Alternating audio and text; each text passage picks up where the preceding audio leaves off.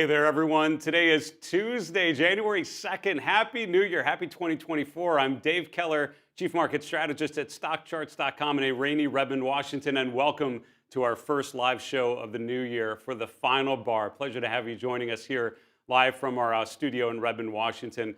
Hope you had a wonderful, restful holiday season. A happy New Year to you all.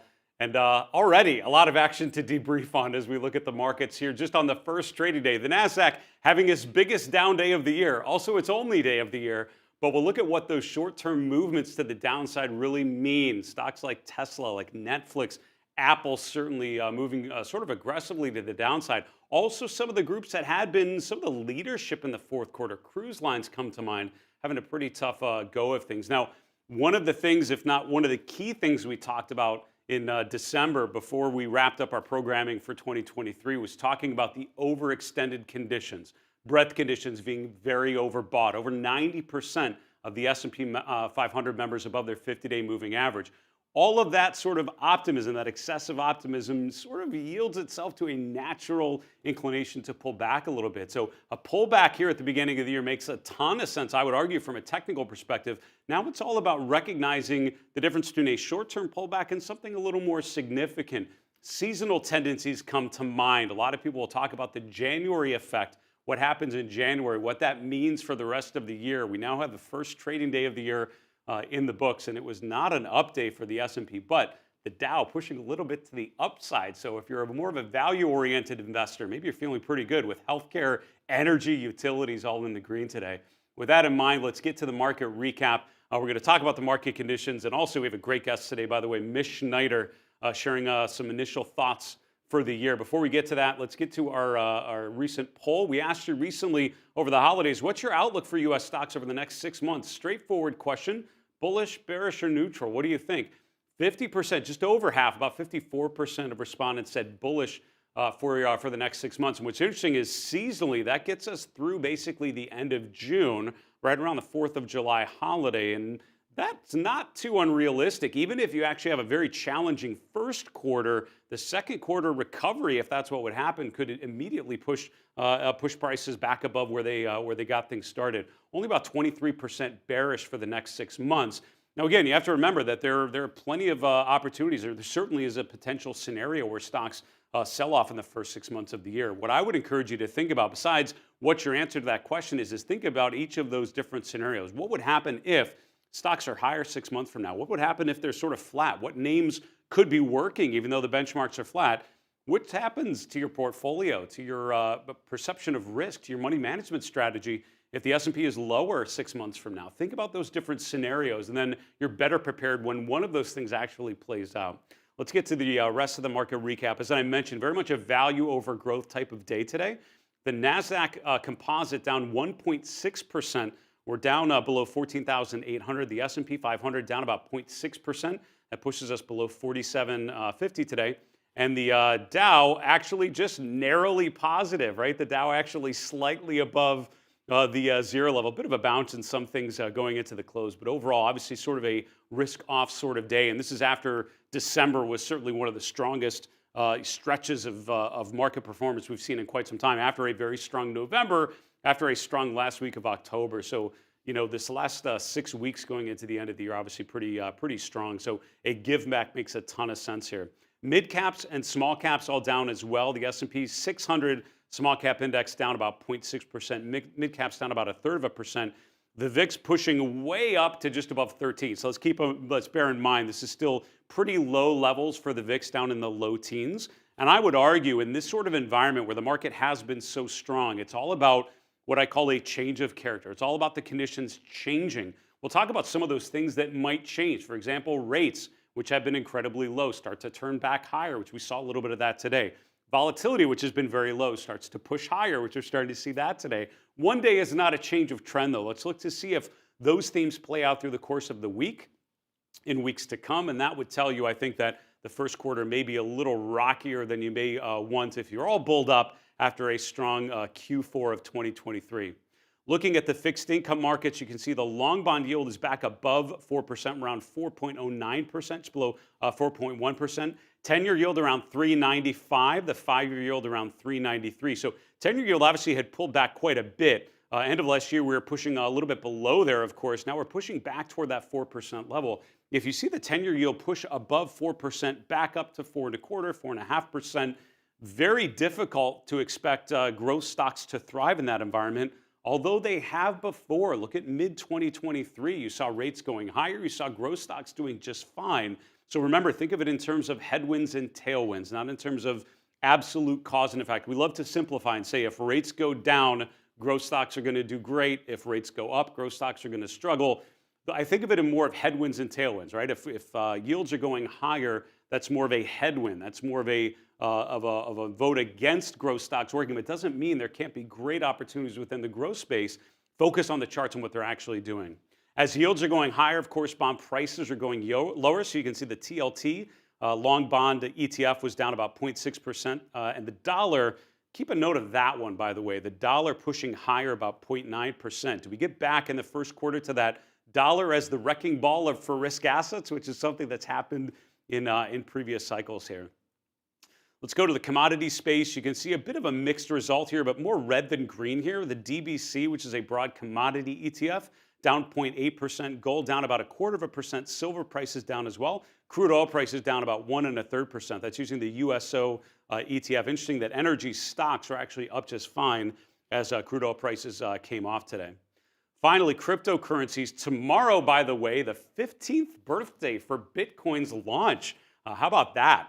That's sort of I hadn't realized that until I saw that on the list today. I was like, oh, wow, that's happening. So we'll have a little special focus on Bitcoin tomorrow. We'll have Adrian Zadunchik, founder of the Bird Nest, joining us talking about his overall take on the Bitcoin space. Obviously, cryptocurrencies thriving over the last 6 to 12 months, really breaking out of that range. Bit of a choppiness recently, but Bitcoin overall pushing back toward that 45,000 level today. Ethereum prices actually flat. And you can see the rally that you saw Sunday into Monday's session and then into today's sort of chopping around there. Looking at sectors, it was sort of a big difference between the value-oriented sectors and the growth-oriented sectors, with some notable differences in there as well. Healthcare up the most, around 1.7%, we'll call it. Utilities up 1.4%. Energy and consumer staples both up about 1.1%. By the way, the consumer discretionary to consumer staples ratio, one of those ratios we love to follow, we call that the offense to defense ratio, certainly favoring staples today. Now, that had been favoring offense. That had been favoring the XLY going into the end of last year. Today, really giving back some of those recent gains in that ratio. We'll look at that chart here in a few moments if we have time. Technology, really the key story today, down 2.6% for the XLK. If we saw the NASDAQ composite down about 2% as well. The XLI industrials were number 2 from the bottom. Consumer discretionary as well, both down about 1% today. Let's go to a daily chart of the S&P 500. Just check in on what today's move means relative to the rest of the trend. Now, it was a choppy session, and what's interesting is that as we prepared for the show, and of course it's fascinating doing a show right after the bell, because a lot of things happen in that last half hour of trading. That's when a lot of institutions are active. That's when there's a lot of big volume that happens in that first 30 minutes, in the last 30 to 60 minutes. Today was no different. You saw a bit of a bounce after the weakness through the course of the day today. The S&P 500 kind of settling into a doji candle of sorts. But overall, you can see the trend from the end of last year now into the first trading day of this year, breaking below trendline support. And this is a trend line you can draw on a lot of things. We're showing it here on the S&P 500, but on the NASDAQ, on a lot of individual stocks, you can draw those trend lines. And one of the things you observe when a market is rallying or when a price is going higher is when you can draw a trend line that matches the price action. I don't consider that sort of the best trading system ever designed, but I do think it's a great visual representation of the pace of the advance, right, when the market's going higher. And it's a very simple way of following that is to continue to observe, and as long as it remains above trend line support, things just aren't getting that bad if the market pulls back a little bit. Once we start to break a trend line, again, not the end of the world. This isn't saying the S&P is going to go down to 3,500 necessarily, but it does tell you that this particular trend that we saw from the end of October really through the end of last year is now maybe starting to change. And that's when I think you need to start looking to the left, focus on key support levels in the short term. Just thinking about support from around the holidays here in mid-late December, 4,700 was that close here sort of in the third week of December. See if that's able to hold on this short-term pullback. If not, I have some of these shaded areas identifying some of the levels that I would pay attention to. And I will tell you right now, first quarter for me could be, I think of it as a choppy quarter. Jeff Hirsch from the Stock Traders Almanac was on last month. We talked about these sort of traditional seasonal patterns. Q1 in an election year does not tend to be particularly strong. You often have a pullback sort of in that March range before you launch into strength. In 2023, we certainly saw that March low before some nice strength in the second into the third quarter. Maybe we have another similar pattern, this year. But what I would tell you is focus on key levels of support. 4,600, that's that July breakout. That's where we hit in late November, early December. Let's see if that can hold. And if not, I'm really looking at this gap here on the S&P. The NASDAQ has a similar gap from mid-November. That's right around 4450 on the S&P 500. And what that tells me is we can actually chop around and back and fill in this area for quite some time, still be within a fairly constructive long-term pattern. But in the short term, it's telling you a lot of the gains maybe have been played out in the fourth quarter, and now it's an opportunity to reset a little bit, particularly in the growth leadership that has done so well. We'll look at some of those individual names if we have time through the course of the show today. Now, when you talk about breadth, some of the charts that come to mind, here's the percent of stocks above their 200-day and above their 50-day moving average. Right around 92% of S&P 500 members above their 50-day moving average. I've shaded this in pink when that number is above 85%. And you can see when you look back to July of last year, to November of 22, and to August of 22, what's similar with those pretty major tops in the S&P is that this indicator got right around 85 to 90%. And so we're kind of there, right? We're at that point similar to previous market peaks. Now, what's interesting about breadth indicators like this, in my experience, is not just getting to those extreme levels.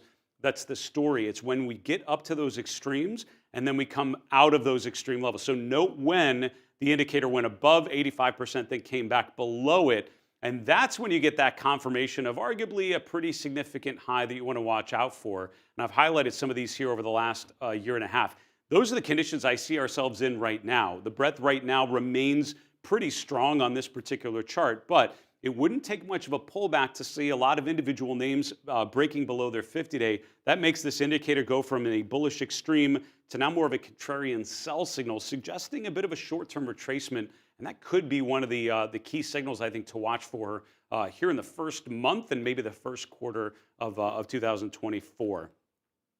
Another chart I want to show you, the McClellan Oscillator. This is a chart that I love to cite because it's so pretty. We've got the green and the red colors just highlighting a very simple reference point, right? When the McClellan Oscillator is above zero, the advanced decline data is short-term bullish. When the McClellan Oscillator is below zero, it's short-term bearish. Now, this is not updated for today's close just yet. It will absolutely break below the zero level as of today's close once we get the data. This is as of the last trading day of 2023. You can see it's really, really close to that zero level. So that's probably happening, which means barring a huge bounce to the upside tomorrow, which might push this back above the zero line, when the indicator has been above zero and then breaks back below, that's when we get into this red shaded area, which usually means we're in a bit of a pullback phase. Now, not always a dramatic price correction. It could be just a time correction. That's what we saw in April and May of last year, right? The indicator went below zero. We didn't lose a lot of ground. We basically just paused the uptrend, right? It wasn't a downtrend. It was more of a pause before we resumed the uptrend. But in either case, it suggests that the rally going into that bullish configuration may be subsiding a little bit. So we'll see if confirming that after the close here. Maybe by the end of the show, we'll be able to confirm that. But overall, highly likely that's going to give a sell signal today.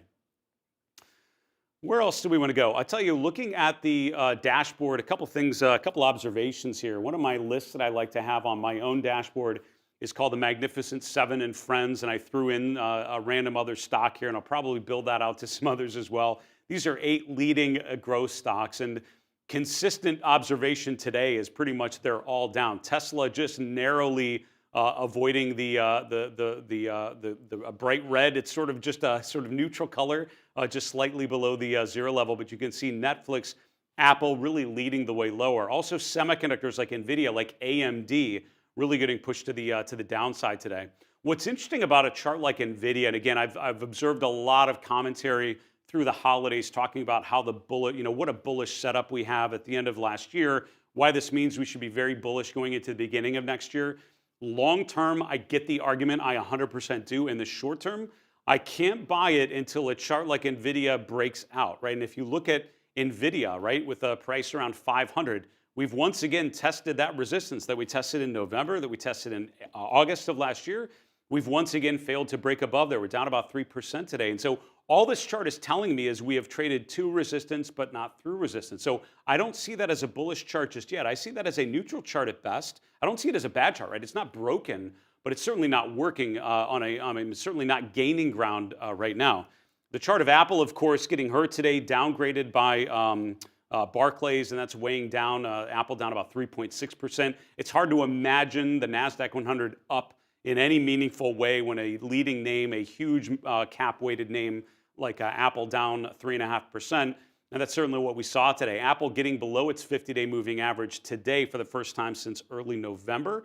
You can see here a bit of a double top pattern, right? If you look at the peak in July around 198, you can see the peak here a couple weeks ago in mid-December, just below 200. And overall, for now, I would argue this is a double top pattern. Now, is this saying that the market's going to go down significantly? I don't think this chart on its own is saying anything like that.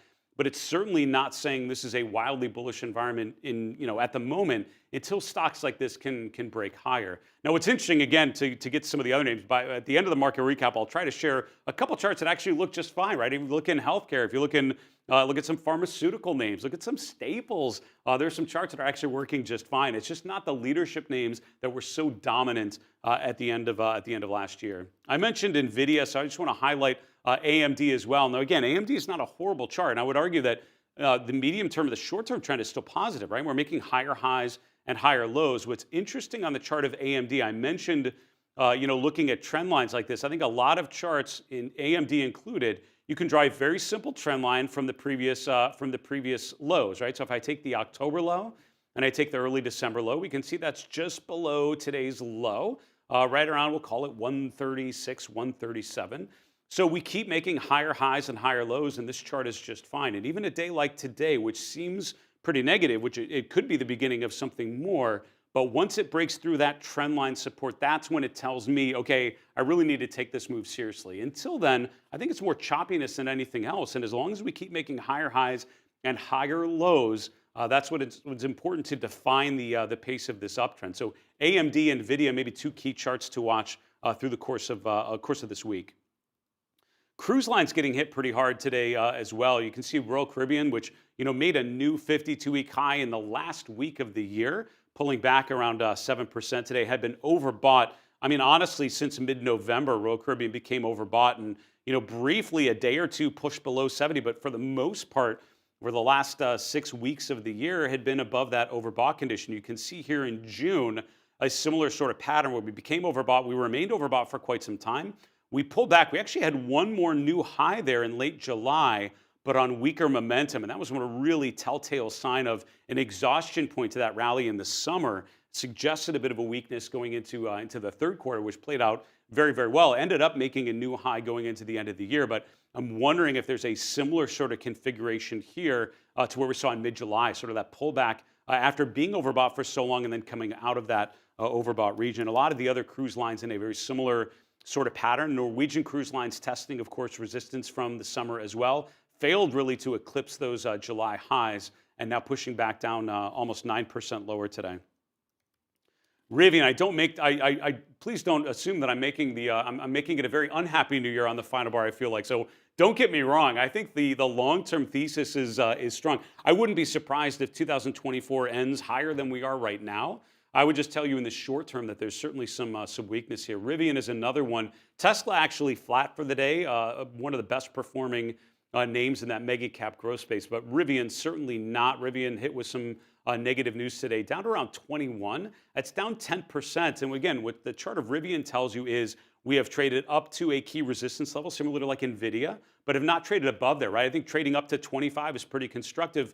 Being unable to break above 25 tells you an uptrend has been exhausted to a degree, right? And that gap lower, certainly something to pay attention to. I'd be excited when the stock gets above 25, right? A higher low, and then it pushed to a new swing high. That would be constructive in my opinion. We're not there yet.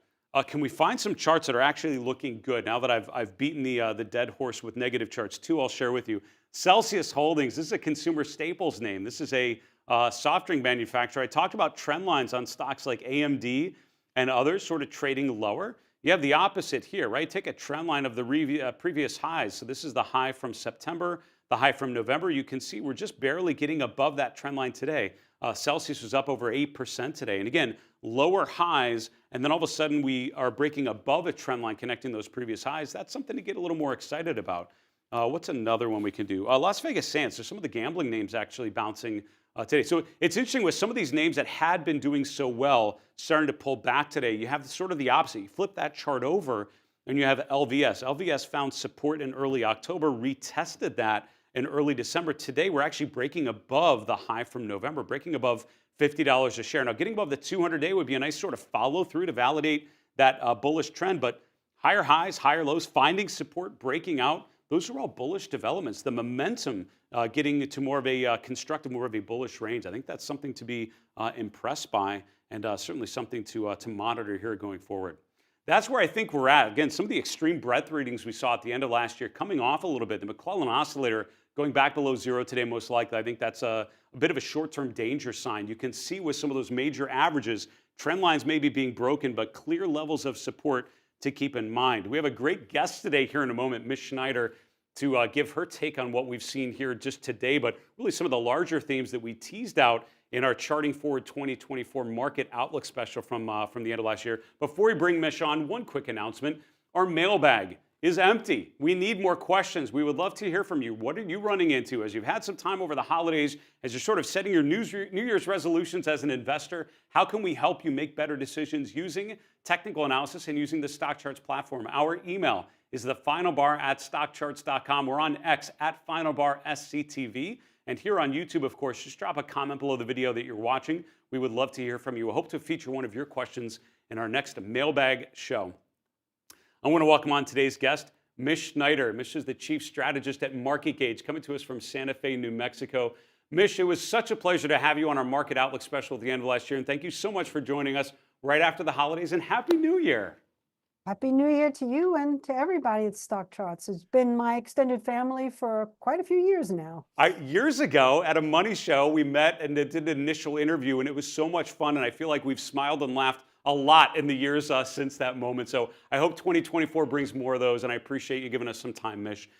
So let's talk through some of the charts. Obviously, a bit of a risk-off day today, but let's not draw too many long-term conclusions from the short-term data. We're starting with your chart of the Russell 2000. Help us put things into perspective. What are you thinking as you're sort of getting started in the first trading week here? Well, two things I want to hit based on what you were talking about before I came on. One is the levels that you were mentioning in the S&P and the fact that we're in a January effect. So absolutely, that 4,600 level I think is super key. And it would not be the great surprise. Nothing would surprise me that we break back through 4,800 and continue to new highs, although that seems less likely. Or we break down under that 4,600 along with the 6-month calendar range reset, which we'll get a chance to talk about when we look at my charts, which will happen after the first 10 days, trading days of January.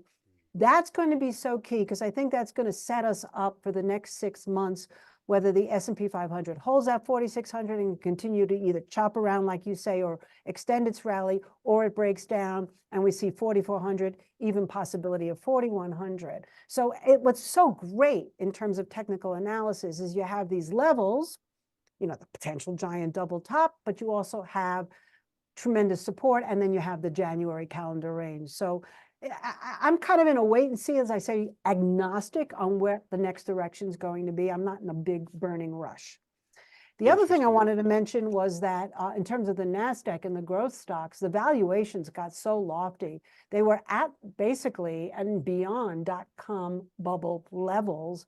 So to see a pullback there is not a great surprise. And wouldn't it be great if it was just so easy, oh yeah, rates are going down, just keep buying all the Magnificent Seven and everything else for that matter, and it's just going to be that easy to make money. No, it's not. This is not going to be the easiest year like it was the second half of last year. So that's kind of the backdrop I wanted to. It's never as easy of a game as we want it to be, I feel like. But already, I think this first trading of the day is sort of a good wake-up call reminder to have good stop losses, good risk management in place, and kind of be ready for the unexpected.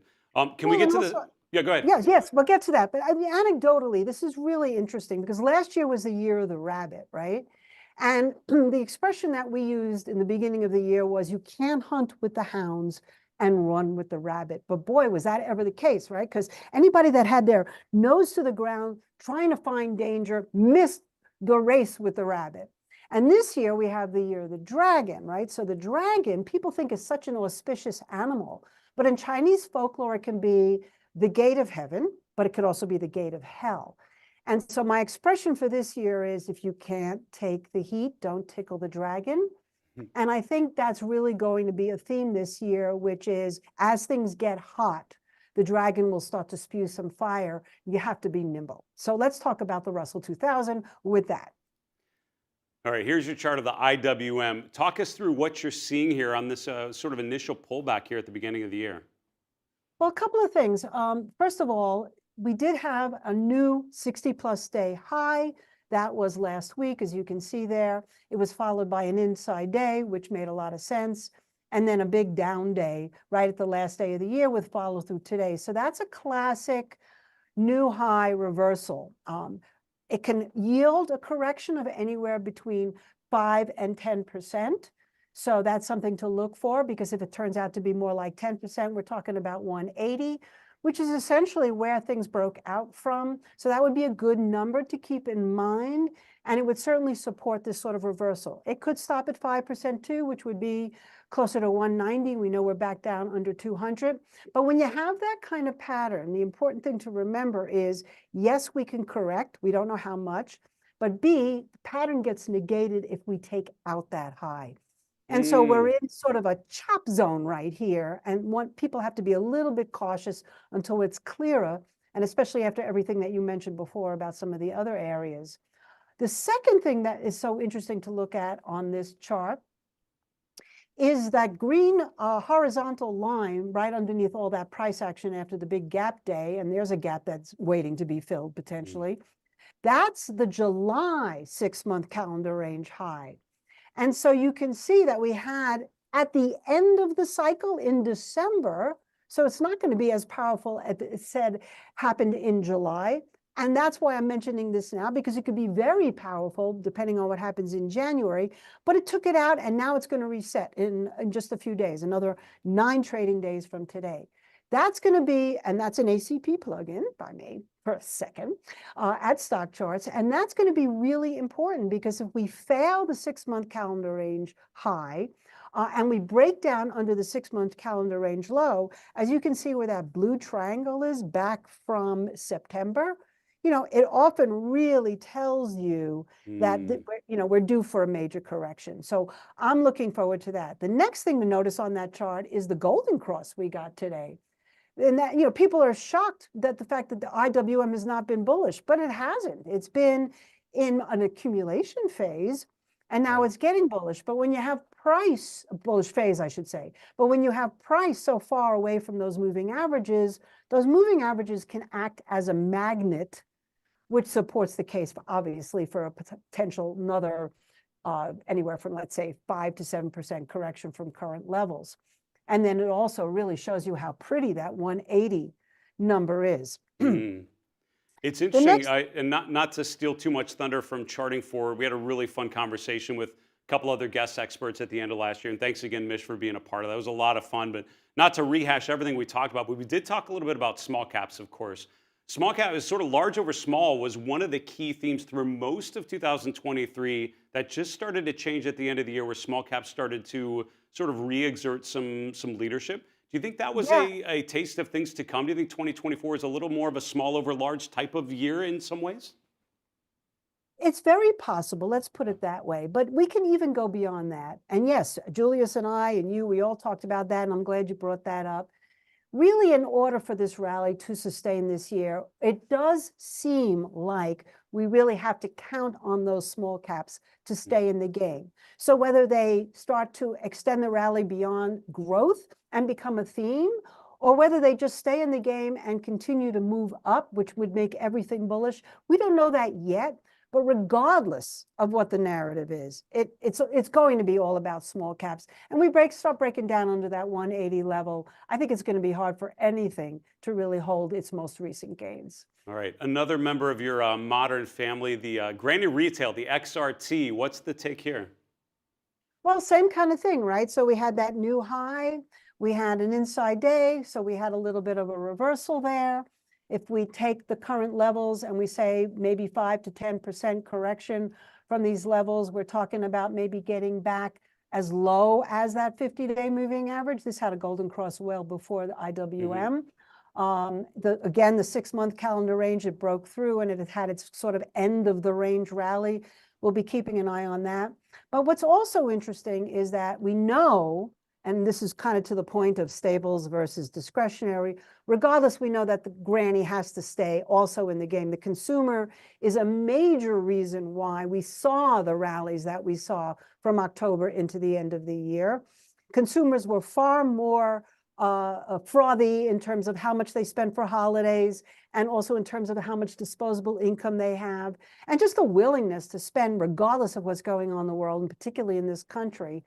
And so I think that in order for us to really see what happens in terms of the staples versus discretionary or the value versus the growth, we have to watch XRT because it's a really nice combination.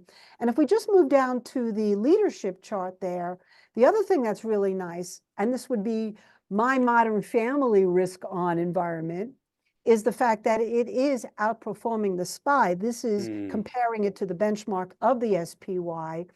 And look how long it was outperforming the SPY. It goes back to November, right before Black Friday and the Thanksgiving.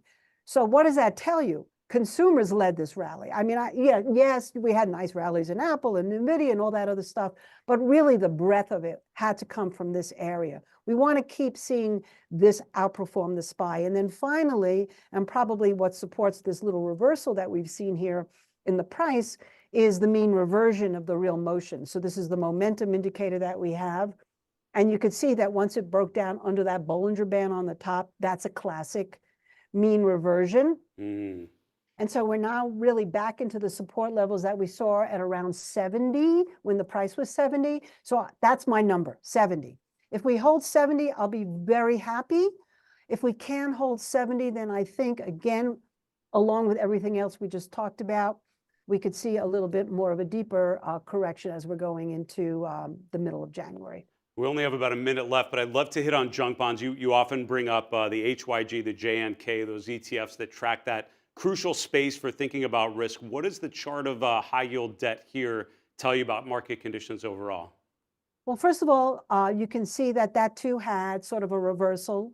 And even though it cleared the resistance of what we saw in the beginning of 2023, if you go back to the highs that it had in 2021, 2022, got nowhere near there. So this whole area of high yield, high debt has underperformed a little bit, almost like a voice of reason, if you will, to lofty valuations. But the thing that I want to point out too is that if we look at the leadership here, it is underperforming the SPY, which means that people are starting to lose their appetite for risk, for high yield risk for sure. And it too had a mean reversion. So these are the kinds of things you want to see. You want to see the junk bonds it could go down basically back to around 74. That would also be about a 10% correction from current levels. But same thing like I'm saying, if you really want to be convinced that we can go much higher in the SPY, this again now will have to get through its most recent levels. 77.40 was kind of pivotal. Recent highs were closer to what, like 78, a little bit over 78. We have to get through that 78. If we do, then I guess everyone should get very, very bullish. Certainly seems like a lot to think about. I appreciate you highlighting some of those individual levels, Mish. What a pleasure to see you. Happy New Year. Best to all the team at MarketGauge. We'll talk to you again soon, all right?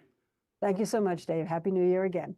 That's Mish Schneider. Mish is the chief strategist at MarketGauge, coming to us from Santa Fe, New Mexico. Those indicators, by the way, we talked about, the 6-month range, leadership, real motion, these are all part of the ACP premium plugins from the folks at MarketGauge. Really thoughtful, really compelling. And if you go to our ACP platform, at the bottom right, you'll have the little plug. You can click on there to see the MarketGauge plugins. Check those out and see if they could add to your decision-making thoughts. Interesting when you hear Mish's take on it, right? Sort of that initial sell-off in the beginning of the year. What's interesting is a lot of these charts have plenty of room to have a healthy drawdown, but still be within a fairly constructive setup. And that's where I feel like I'm at right now. You're sort of coming off of pretty extended levels, but an uptrend can have plenty of drawdowns within that trend and still be overall pretty constructive. Great take there, as always, by Mish Schneider at MarketGauge. Folks, we got to wrap the show and go to the 3 in 3, 3 charts in 3 minutes that tell the story of this market environment. Here is chart number 1. We're starting with the McClellan Oscillator, the stoplight chart that I've shared a number of times in 2023. This isn't updated yet for today's close, but given what I saw on the market averages, this will push below the 0 level, and that's pretty concerning, at least from a short-term perspective. If you look back at the red shaded areas, this is when the McClellan Oscillator has been below 0 for more than a day or two. And as you can see, those have pretty much captured the bulk of all the major drawdowns that we've seen over the last 12 or 13 months. So while the market overall could still be in a constructive framework, I would say when the McClellan Oscillator gets below 0, that tells you now is not the time when that's actually happening. Now, it could be a price correction like you saw in August, in September, in late October of last year. It could be more of a time correction like we saw in mid-April to late May of last year. But in any ways, it suggests that the uptrend leading up to that break below the 0 level is probably at a pausing point. So that could be a key chart to watch. And what you're really looking for is when it gets back above that 0 level, back to a bullish framework. Chart number 2, Netflix. When I'm looking at some of the Magnificent 7 stocks, when I'm looking at some of those names that had incredible runs in the fourth quarter, I'm seeing a concerning number of bearish momentum divergences. And if you're new to the show, and I appreciate many of you have been watching us for years now, but if you're new to the show, a bearish momentum divergence often happens at the end of a move, and it signifies potential trend exhaustion. What that means is when you have higher highs in price, lower peaks in momentum. Look at how the price made a new high November into December. This is Netflix we're looking at. The RSI was overbought on that first new high and not overbought on the recent new high. That often suggests an exhaustion point to the rally and a brief pullback. What's interesting here is this is as we're basically testing the July 2023 high for the year. Finally, Celsius Holdings, I want to highlight there are stocks that are breaking out. And I think in an environment like this where it feels like kind of everything's pulling back, remember there are always areas of the market that are kind of working out okay. And I've seen that in bullish phases and bearish phases. There are always outliers, something that looks a little bit different. This is a really good time to use the scan engine on stock charts to look for stocks making new swing highs. Use the alerts, right? Set charts like this up as an alert and have the chart tell you, when does this get above 60? That tells me we might be in a bit of a bullish reversal. On Celsius Holdings, which is in consumer staples, some healthcare names, some other areas of the market, gambling stocks, LVS, breaking above trendline resistance. So focus on stocks that are starting to work. A lot of times that's where the greatest opportunities can be found. Folks, that's a wrap for the show, our first live show of 2024. So glad that you're back with us here in the new year. A special thank you to Mish Schneider of MarketGauge joining us from New Mexico. Don't forget to like this video, subscribe to our channel before you go. We're really close to 100,000 subscribers on our channel. Won't you help us get there? For Stock Charts in Redmond, Washington, I'm Dave Keller. Be well, stay safe, have a good night.